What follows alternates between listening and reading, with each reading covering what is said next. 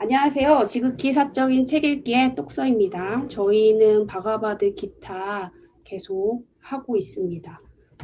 한번 소개해 주시죠, 그래도. 안녕하세요. 똑진입니다. 카르마 요가로 다시 뵙네요. 네, 저도 왔습니다. 똑똑입니다. 반갑습니다.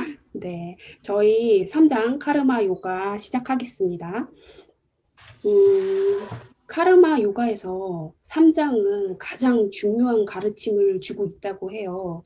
크리슈나는 카르마 요가를, 즉 행위 요가를 중요해서 여러 번 강조하고 있어요. 저희가 앞장 2장에서 샹카 요가를 배웠잖아요. 근데 이 샹카 요가를 설명한 것도 바로 이 카르마 요가를 아르주나에게 잘 이해시키기 위한 전 단계였다라고 얘기를 합니다. 실제로 저희가 공부를 해보니까 이 카르마 요가를 이해하기 위해서는 이 샹카 요가의 이론적인 게 필요해요.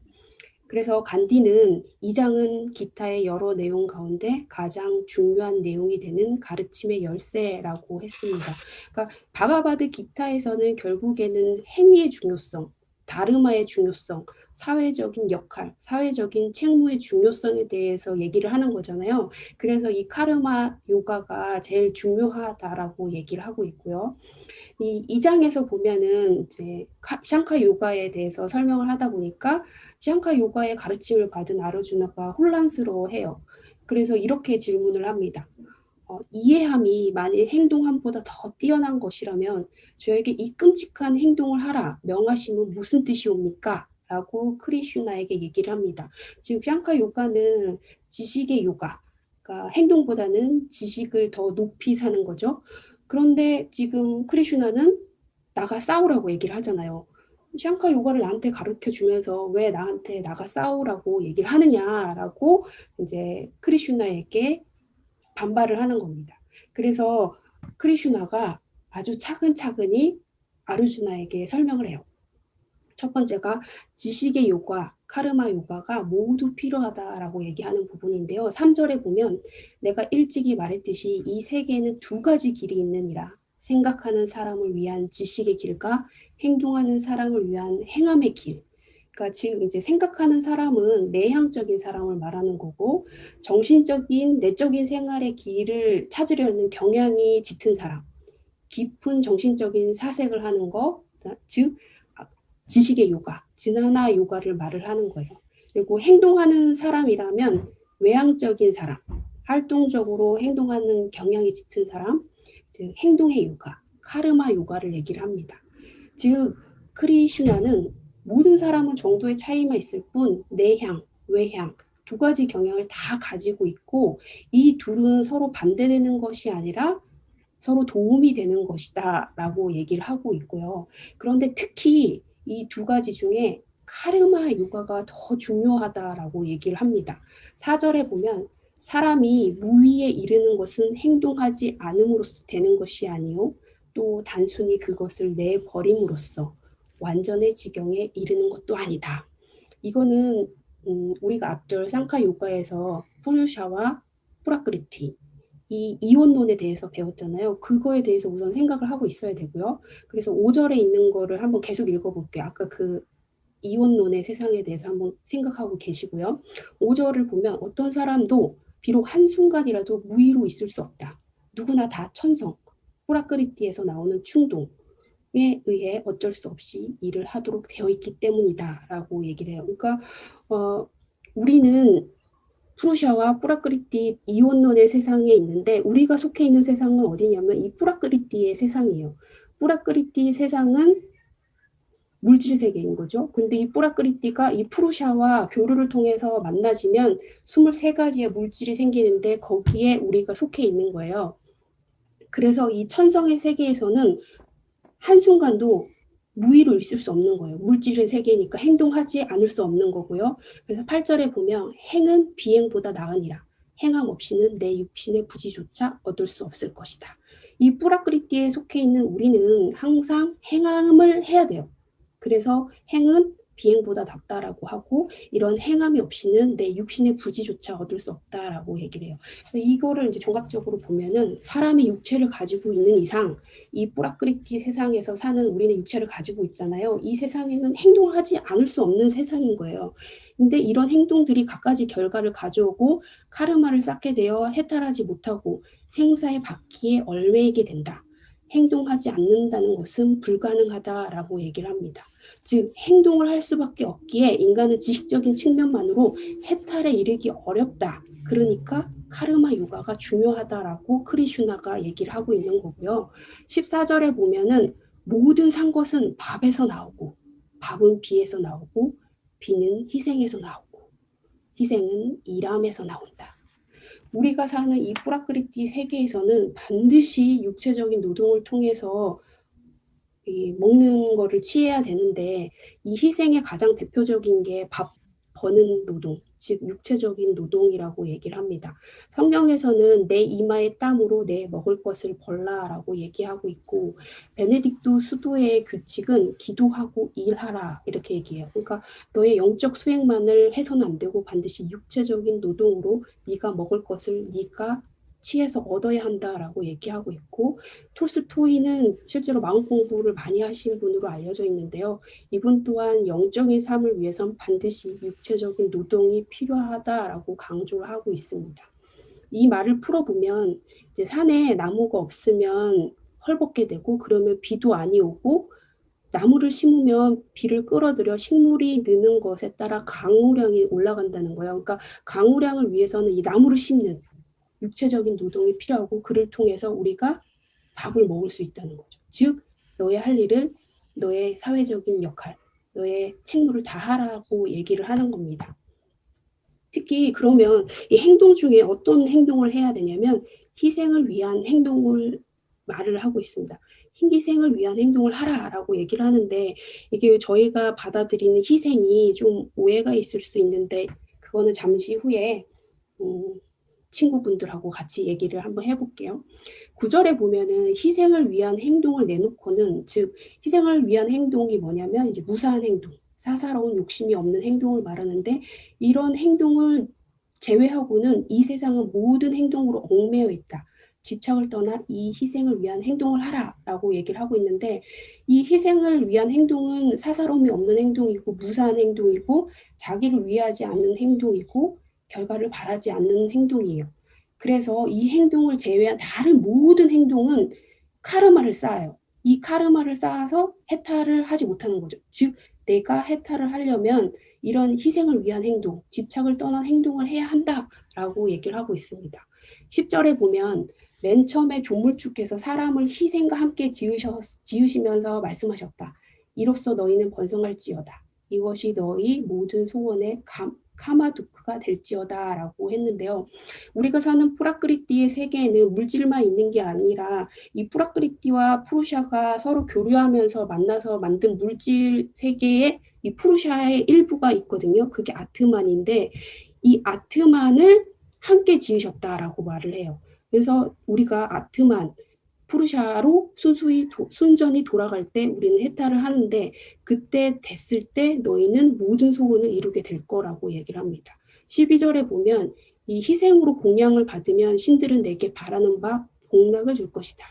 그 선물을 받았으면 그들께 아무것도 주는 것이 없는 사람은 참으로 도둑이다 라고 얘기를 하고 있는데 아까 희생은 아무것도 바라지 않는 행동이라고 했잖아요. 그런데 아이러니하게도 이런 아무것도 바라지 않는 행동이 내게 복락을 줄 것이고 무엇이나 원하는 것을 이루어주는 인드라의 신비한 암소가 너의 모든 소원을 이루어지게 할 거라고 얘기를 하고 있습니다. 그러니까 우리가 집착을 떠난 행동은 결국엔 아이러니하게도 더 좋게 복락을 가져온다라고 얘기를 하고 있습니다.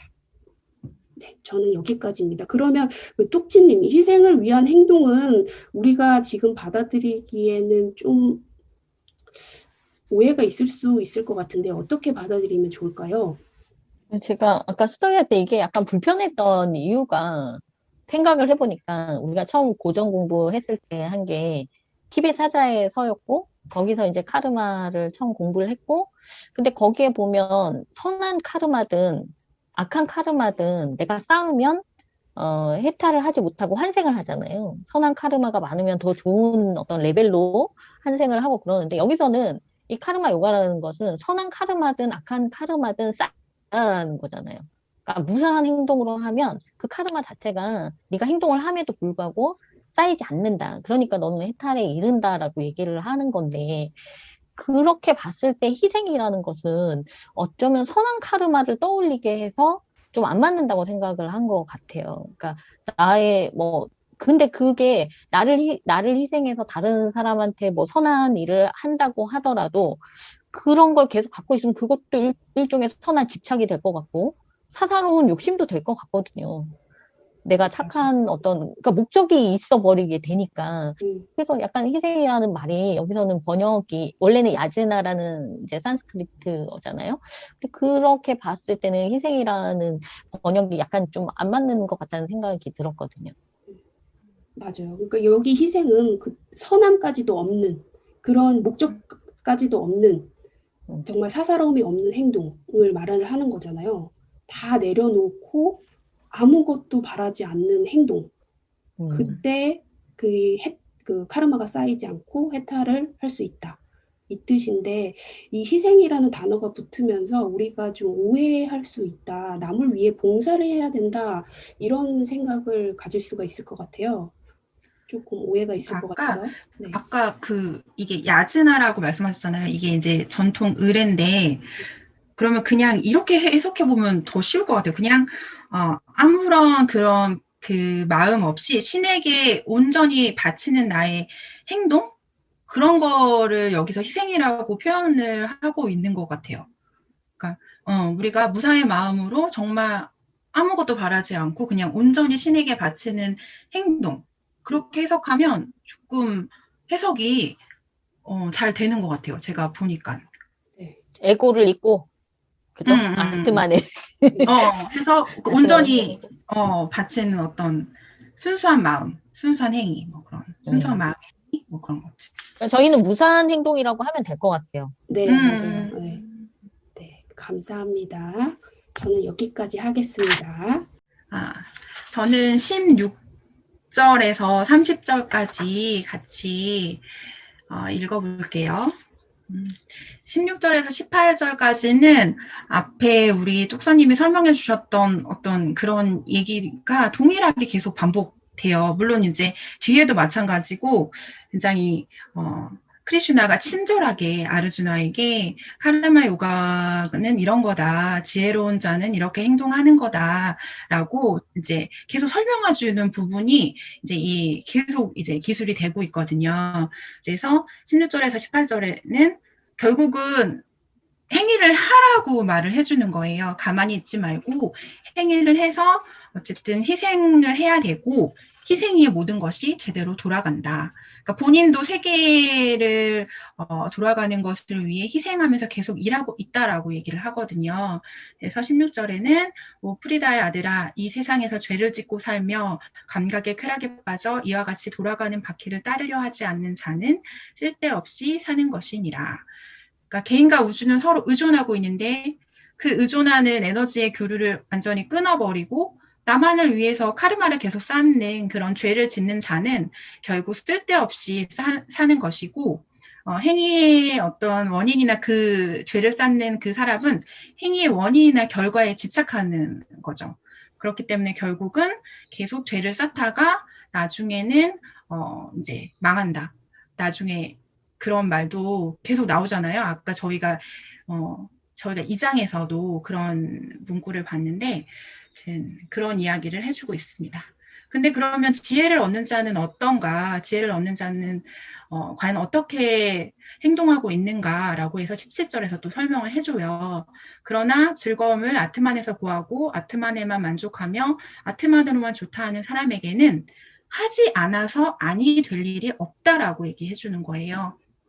그는 결국 모든 의무에서 해방이 됐고 그가 일하는 건 정말 아까 계속 저희가 얘기했던 무사의 마음으로 일을 하는 거예요. 일하는 것은 그냥 천성에서 오는 것으로 계속 일하는 거지 자기의 존재를 변화시키기 위해서 하는 게 아니라는 거죠.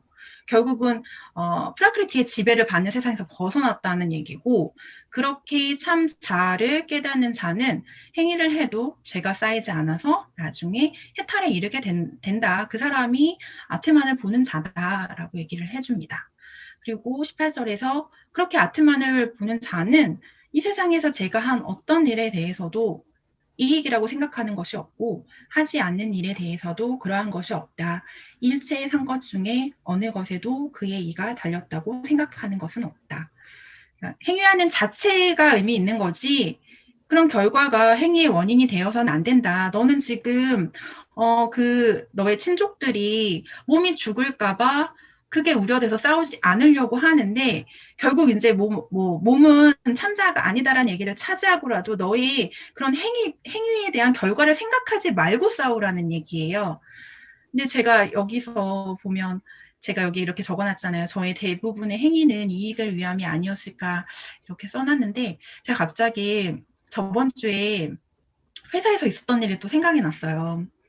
근데 제가 팀장이잖아요. 그러니까 저희 직원이 고객이랑 싸웠어요. 고객이랑 싸워서 싸우다가 나가버렸어요.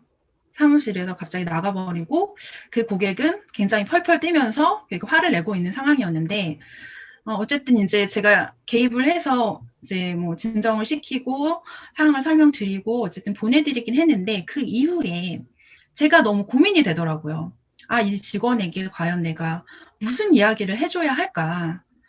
물론 제가 판단하기에 그 직원이 그 자리를 박차고 사무실에 나가는 행동이 잘못됐다고 생각했어요, 저는. 근데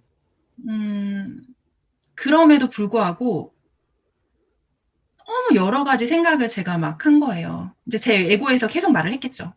근데 그 중에 가장 저의 행동을 결정지은 에고의 말은 이거였던 것 같아요.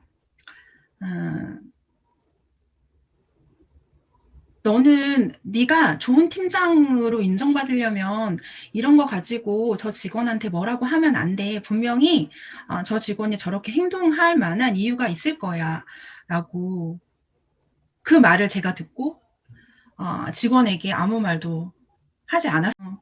그러니까 제가 그 직원에게 뭐 어떤 그런 아무 말도 하지 않고 그냥 넘어간 그 저의 행동이 그 직원에게 잘 보이기 위한 어떤 결과를 생각하지 않았던 행동이었으면 그게 잘못된 행동이라고는 볼 수 없을 것 같아요. 근데 저는 저의 행동이 다른 건 다 무시하고 그 직원의 반응을 생각했던 거예요.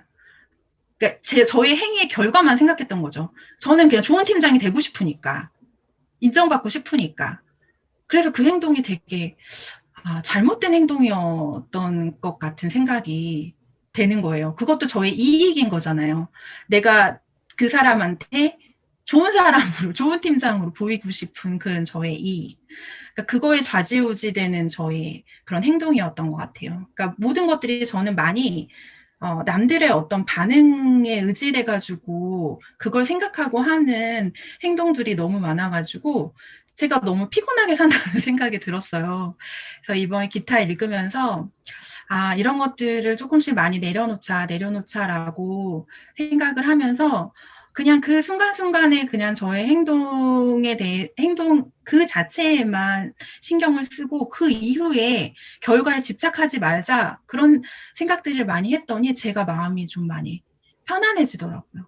그래서 이게 우리가 공부를 누가 시키지도 않은 공부를 계속 해나가는 어떤 이유가 결국은 우리가 자꾸 조금 더 제 자신, 정말 아트만을 깨닫는다. 이건 굉장히 큰 어떤 대의자는 큰 목적인 거고, 그냥 순간순간 저의 삶에서 제가 좀 더, 저를 이렇게 좀 편안하게, 그리고 순간순간에 어떤 제 자신을 다잡는 거, 이제 이런 것들에 대해서 좀 만족을 느끼는 거, 기쁨을 느끼는 거, 그냥 저는 그런 그 소소한 어떤 그런 기쁨으로 계속 공부를 하고 싶다, 이렇게 느껴서 이 구절이 저는 되게 좋았습니다. 저 질문이 있어요. 네. 만약에 타인의 음, 인정이나 나에 대한 타인의 음, 평가가 음, 사사로운 이익이다라고 음, 본다면, 음, 만약에 똑똑님이 팀장으로서의 네, 순수한 네, 의무로서 네, 한다면 그 네. 직원에게 어떻게 했을 것 같아요? 그 직원을 불러서 얘기를 했겠죠. 그런 식의 행동은 잘못된 행동이다. 그러니까 혼내지 않고. 그쵸. 혼내지는 않았겠지만, 말은 했을 것 같아요. 우리가 그런 어떤 상황이 닥쳤을 때는 그렇게 피하는 것이 아니고, 어쨌든 대응을 하고 결국 그 사람을 설득할 필요까지는 없어도 그 상황을 본인이 주체자로서 마무리를 지었어야 되는데, 본인은 그 상황을 회피해버린 거잖아요. 그냥 낙감으로써. 그러면은 그 이후의 상황들은 누구한테 어쨌든 떠맡겨버린 거죠. 물론 그 직원이 되게 너무 화가 나서 이제 이게 화가 나면은 이제 이성이 마비돼가지고 그런 행동을 했겠지만, 그런 상황을 일으킨, 본인이 책임지지 않고 회피했던 것은 잘못된 행동이라고 얘기를 해줬을 음, 것 같아요. 네. 지난 똑똑님의 시간에 실제 음, 예시로 네. 우리 음, 생활에서 무사한 행동에 대해서 알게 된 것 같아요. 네. 지난번에 제가 똑똑님이 알아차림, 자각하는 능력이 점점 예민해지고 있다라고 말씀을 드렸는데, 오늘도 그러니까 자기의 목소리, 에고의 목소리가 있다, 나는 음, 그거를 들었다라고 생각하시면서 자기를 객관적으로 바라보기 시작했잖아요. 음, 그러면서 점점 자기를 멀리서 바라보는 모습을 보면서, 네네, 맞아요. 정말 많이 좋아지고 있구나. 우리가 이게 바가바드 기타를 읽으면 이게 공부하는 것 같지만 솔직히 이게 마음 공부가 되긴 되는구나라는 거를 맞아. 느끼네요. 이거 어, 똑똑님의 실제 사례를 말씀해 주셔가지고 정말 좋네요. 더 저희가 쉽게 와닿는 것 같아요. 그러니까 19절에서 26절에 크리슈나가 이야기하는 거예요. 세계의 유지를 위해 나도 끊임없이 일하고 있으니 너도 전사의 의무를 다하라. 집착하지 말고 싸워라. 계속 이 이야기를 계속 하고 있어요. 그러니까 카르마 요가를 행하라. 카르마 요가를 해. 라고 얘기를 해주는 거거든요. 22절에 오 프리다의 아들아, 내게는 이 3계 속에서 꼭 하지 않으면 아니 된다는 아무 일도 없고 또 아직도 얻지 못해서 꼭 얻어야 한다는 어떤 물건도 없다. 그렇지만 나는 언제나 일을 하고 있다. 결국은 어떤 불멸자, 절대자는 형상도 없고 사람 같은 인격은 아니지만 계속 일하고 있다. 그렇기 때문에 항상 일은 하고 있는데 뭔가 그거에 대한 이익을 원하지도 않고 그 일을 하는 원인도 없이 그저 일하고 있다라는 이야기거든요. 그러니까 신인 나도 소유 욕망을 내려놓고 그저 내 할 일을 하는데 이런 거 저런 거 생각하지 말고 내게 주어진 일을 해라. 신인 나는 세계가 존재하게 하는 일이 내 일이어서 나는 계속 하고 있어. 라고 얘기를 합니다. 그러면 25절에 계속 이제 얘기를 하는 거예요. 바라타의 아들아, 지혜 없는 자가 제 하는 일에 집착함으로 일을 하듯이 지혜 있는 자는 마땅히 집착함이 없이 세계의 질서를 붙들어가기 위해 그와 같이 일해야 하느니라. 똑같은 이야기 하는 거죠. 신인 나도 참으로 전쟁에 이렇게 싸우고자 나와 있는데 정작 싸워야 하는 전사인 너는 왜 망설이고 있느냐? 나가서 싸워라. 라고 얘기를 합니다. 그리고 27에서 30절에 내가 나라고 생각하는 것은 프라크리티의 산물일 뿐 네가 아니다. 싸워라. 행해라. 라고 얘기합니다. 27절에 보면 모든 행동은 자연의 성에 의해 이루어지는 것인데 나라는 생각에 자아를 어지럽힌 사람은 그것을 하는 것은 나다라고 생각한다. 우리가 2장 샹카 요가에서 공부했던 그 개념이 여기 그대로 나와요. 자연은 프라크리티고 성은 삼구나.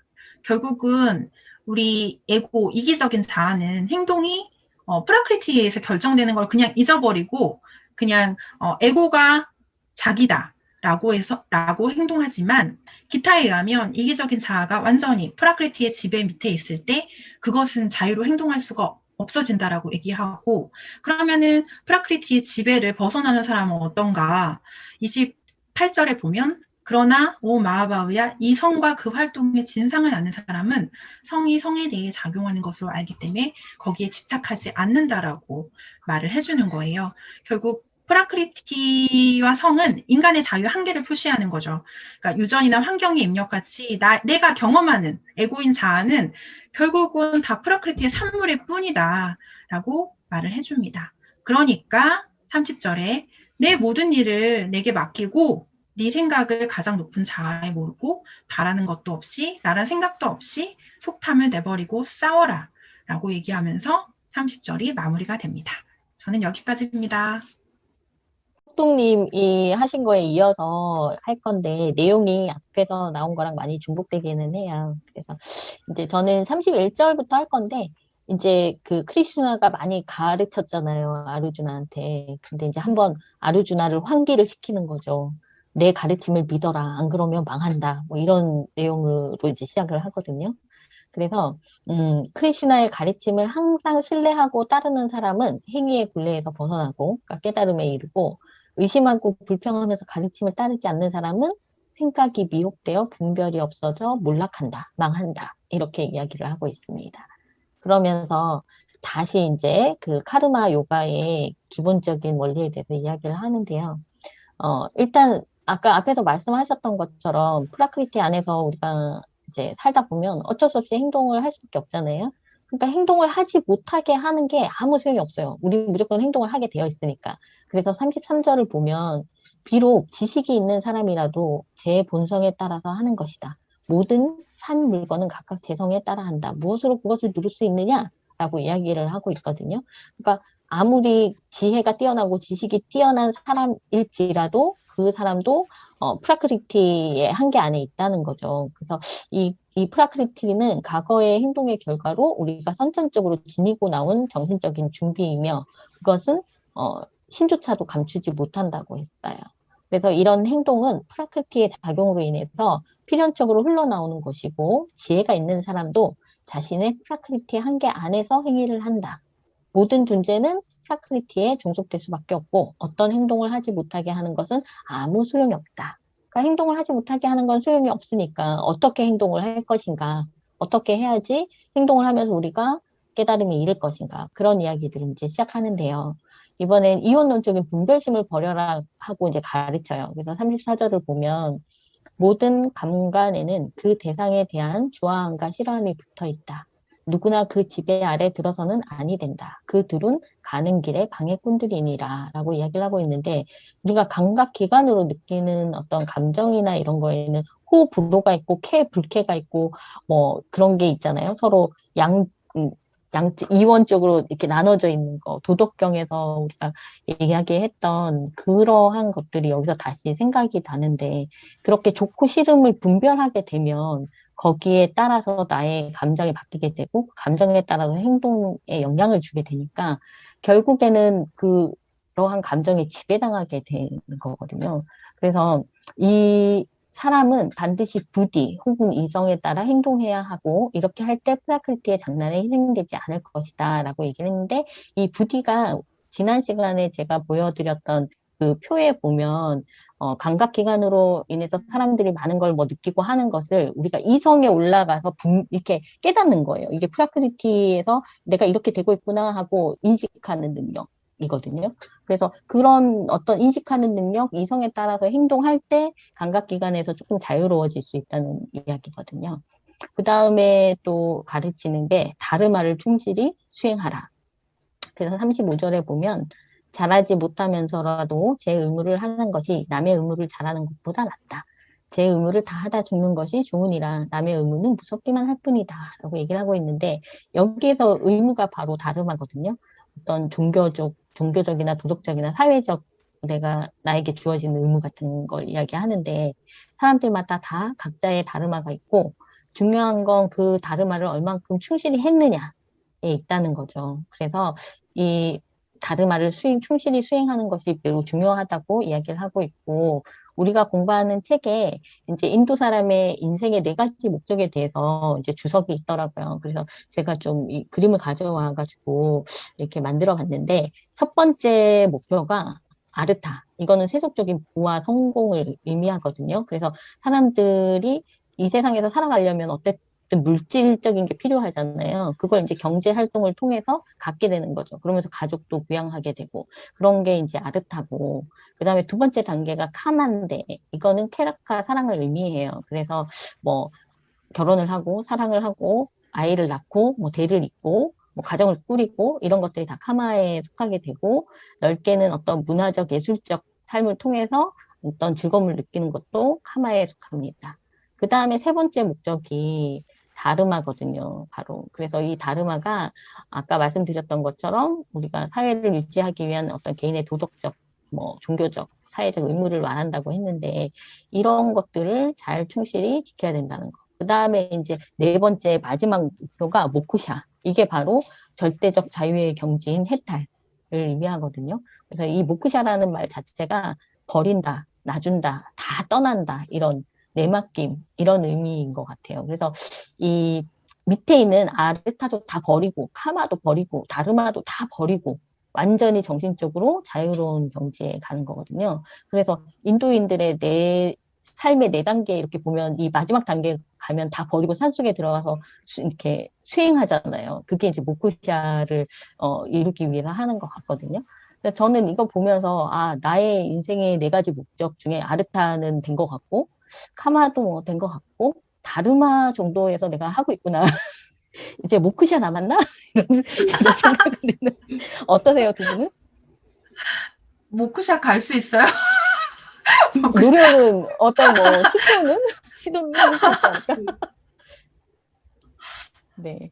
그래서 쾌락과 자손은 낳았는데 쾌락과 사랑은 잘 모르겠네. 가정을 가졌으니까 뭐 그치. 그다음 우리 결혼을 다 하셨지. 다르마 하고 있잖아요. 다르마 네. 전부. 우리 다르마까지는 다 하고 있는 것 같은데요. 다르마 하고 네. 있는 것 같아요. 네. 모크샤로 가시면 됩니다. 음. 그 다음에 이제 아르주나가 다시 이제 질문을 하는 부분이 나와요. 여기에서 사람이 왜 죄를 저지르는가, 왜 악행을 하는가, 이걸 묻는데 36절에 사람이 죄가 하고자 하는 것도 아니면서 죄를 범하는 것은 무엇 때문입니까? 마치 폭력에 강요라도 당하듯이 말입니다. 그러니까 본인은 원하지 않는데 어떤 강압적인 힘에 의해서 악행을 저지른다, 죄를 저지른다라고 생각을 하고 묻고 있는 거죠. 그런데 크리스틴의 대답은 다음과 같아요. 그러니까 일단 정해진 요약은 욕망과 분노의 에너지를 끊어라. 이건데, 그러니까 결국에는 사람들이 악한 행동을 하고 죄를 범하는 건 어떤 강요된 거나 강압적인 힘에 의해서 그런 게 아니라 자신이 선택한 거라는 거죠. 그러니까 왜 그게 자신의 선택이냐면 37절을 보면 그것은 애욕이다, 분노다, 동성, 그러니까 즉 라자스에서 일어나는 무섭게 잡아먹는 놈이요, 무섭게 뒤집는 놈이다. 그것이 이 현세에서 대적인 줄 알아야 한다. 그러니까 사람이 죄를 저지르는 건 애욕과 분노의 에너지 때문이라는 거죠. 근데 이게 분노와 애욕이라는 건 자기가 선택하는 거잖아요. 자기가 취하는 거잖아요. 그러니까 결국에는 자기 자신이 그냥 이렇게 만든 거라는 거예요. 그리고 이 욕망과 분노는 가장 위험하고 막강한 적이라는 거죠. 그래서 그 뒤에 나오는 38에서 40절의 내용을 보면 이런 욕망과 분노가 정말 막강한 게 도대체 만족이 안 되는 거잖아요. 만족이 되지 않으니까 계속 채우려고 해서 이게 정말 막강하고 위험한 것 같아요. 그래서 이런 만족하지 못하는 욕망과 분노가 결국에는 참된 지혜를 덮어버리고 사람들을 미혹에 빠뜨리게 된다는 거죠. 그러니까 끊어야겠죠.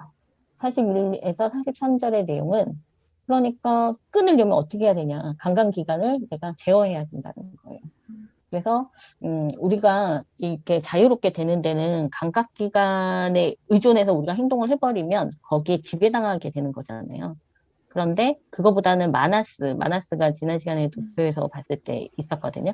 그 마음이 조금 더 인간을 자유롭게 하고 그거보다 더 자유롭게 하는 게 바로 부디, 아까 인식하는 능력이라고 했잖아요. 그러니까 이성, 지성 이런 거와 결합할 때 사람들이 좀 더 자유롭고 프라크리티 안에서 내 참자를 분리해낼 수 있는 프라크티 안에 있는 내가 진짜 내가 아니다라는 걸 알고 분리해낼 수 있는 이 부디가 있으면 마침내 아트만을 찾게 된다는 거죠. 그때 인간은 최대한의 자유를 누리게 된다는 내용입니다.